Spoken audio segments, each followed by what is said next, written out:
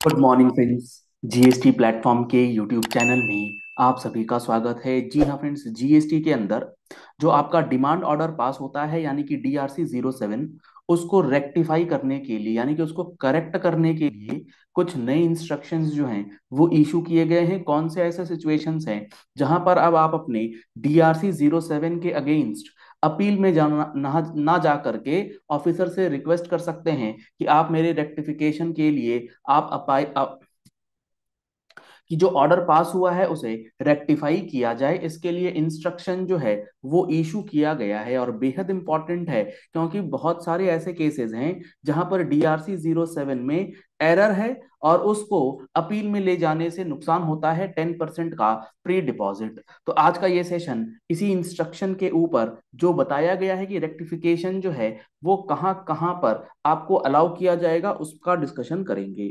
तो जुड़े रहिएगा इस वीडियो के एंड तक, बेहद इंपॉर्टेंट रहने वाला है, क्योंकि बहुत सारे लोग DRC 7 को लेकर के अपील में जाते हैं और वहां पर जो एरर्स है वो अपेरेंट होती हैं और वहां पर अपील की जरूरत भी नहीं थी। तो यहाँ पर देखेंगे आप, तो इन्होंने बता रखा है following type of errors apparent on the face of record are generally noticed which may be considered for the purposes of rectification under section 161। 161 के अंदर आपका रेक्टिफिकेशन किया जा सकता है कब? पहला सिचुएशन है where the amount of demand in question has already been fully deposited and reversed by DRC 03 and adequately informed to the proper officer in the reply filed by the taxpayer, but the same has not been taken into consideration at the time of issuance of demand order। मतलब क्या? मान लीजिए आपने कोई SCN आ रखा है और उस SCN में लेट सपोज 1 लाख रुपए का एलिगेशन है कि आपको बताना है 1 लाख रुपए आपसे क्यों ना डिमांड किया जाए।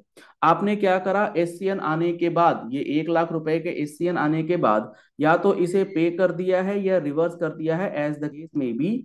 और इसका रिवर्सल और पेमेंट करने के बाद जो आपने रिप्लाई दिया है उस रिप्लाई में इस 1 लाख रुपए का जिक्र करते हुए कॉपीज वगैरह अटैच कर दी। लेकिन प्रॉपर ऑफिसर ने क्या करा? जब डिमांड ऑर्डर पास किया है तो डिमांड ऑर्डर के अंदर ये वाली जो बात है कि 1 लाख रुपए ऑलरेडी पेड है उसे कंसिडर नहीं किया गया और 1 लाख रुपए का डिमांड ऑर्डर जो है वो आ चुका है।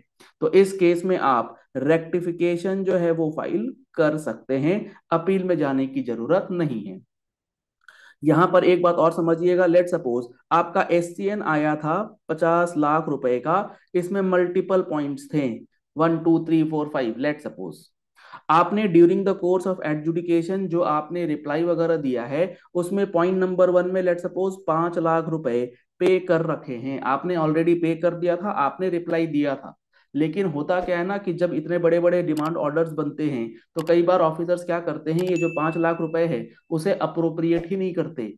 आपने पेमेंट करा वो चीजों को मेंशन ही नहीं करते और डिमांड ऑर्डर जो पास हो जाता है वो 50 लाख का ही किया जाता है, जबकि ये 5 लाख रुपए का एडजस्टमेंट मिलना चाहिए था और डिमांड ऑर्डर 45 लाख रुपए का होना चाहिए था। तो ऐसे सिचुएशंस में भी आप रेक्टिफिकेशन जो है वो फाइल कर सकते हैं और यहाँ पर आपको बेनिफिट जो है वो दिया जाएगा। दूसरा क्या सिचुएशन है? Where there is arithmetical error, that is calculation error, tax head error, IGST CGST SGST in the demand order issued by the proper officer.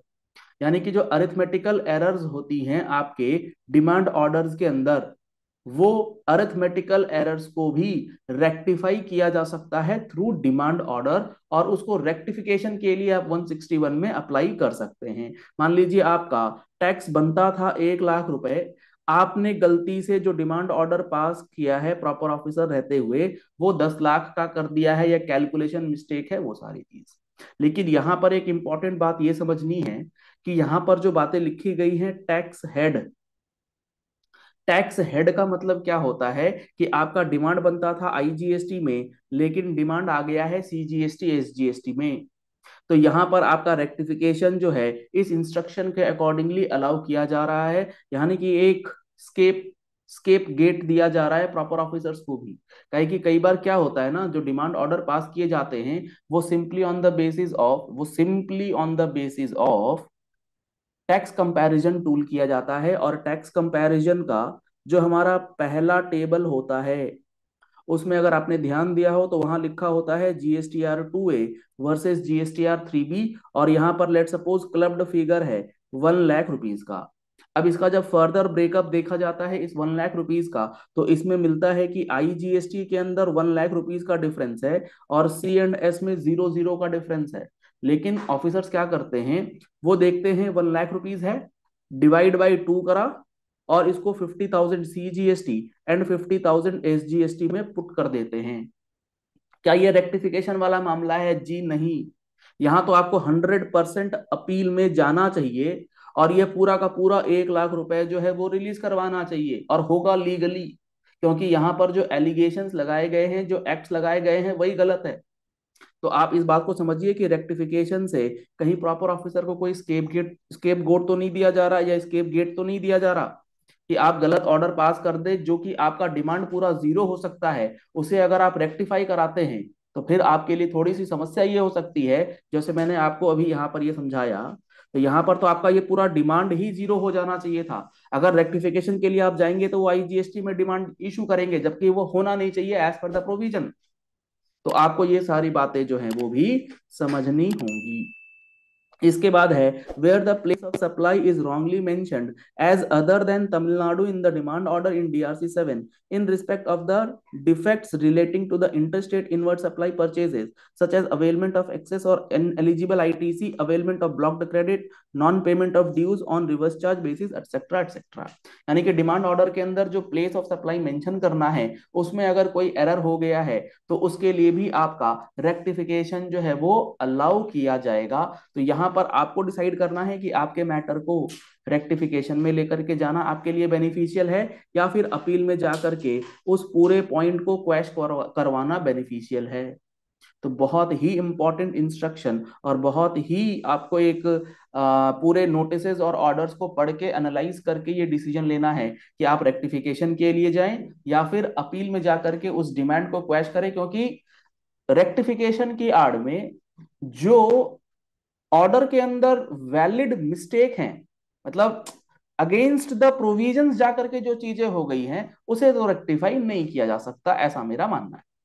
तो आप इन चीजों का ध्यान रखें और आगे से अपने कंसल्टेंट, अपने प्रोफेशनल से इन सारी चीजों को देख करके ही डिसीजन लें कि रेक्टिफिकेशन जाए या अपील में जाए। क्योंकि रेक्टिफिकेशन में जाने से आपकी समस्या थोड़ी सी बढ़ सकती है, हो सकता है आपको रिलीफ भी मिल जाए, दोनों ही तरीके की बातें हैं। तो analysis is very very important. चलिए इस वीडियो को यही एंड करते हैं। आशा करते हैं आपको ये बातें अच्छे से समझ में आ गई होंगी। अगर कोई भी डाउट है, कोई भी कंफ्यूजन है, आप नीचे अपनी क्वेरीज पोस्ट कर सकते हैं। पहली बार आए हैं हमारे यूट्यूब चैनल पर, आप हमारे चैनल को फॉलो कर लीजिए, सब्सक्राइब कर लीजिए नोटिफिकेशन बेल के साथ, ऐसे ही इंपॉर्टेंट वीडियोस के लिए।